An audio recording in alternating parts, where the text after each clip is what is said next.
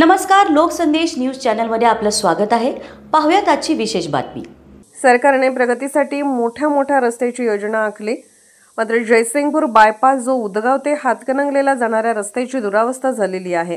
गेली 7 ते 8 वर्ष या रस्त्यावरून मोठी वाहतूक सुरू आहे, परंतु उदगाव जवळील ओढ्याचे काम काही झाले नाही। त्यामुळे कृष्णा नदीस पूर आल्यानंतर हा ओढा पाण्याखाली जातो। असं असताना टोलनाक्यापासून नवीन पोलीस स्टेशन पासून परत एक बायपास करण्याचा घाट घातलेला आहे। तो पुढे जाऊन चिपरी फाट्याजवळ जाऊन भेटतो।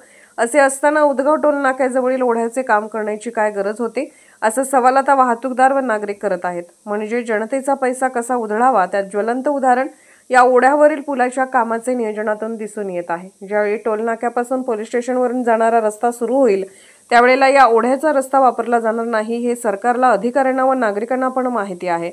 मग आजच हा रस्ता करण्याची काय गरज भासावी? म्हणजे भ्रष्टाचारी अधिकारी ओढ्याच्या कामातून पैसे मिळवायचा घाट घालत असतील का, असा नागरिकातून आता सवाल होत आहे।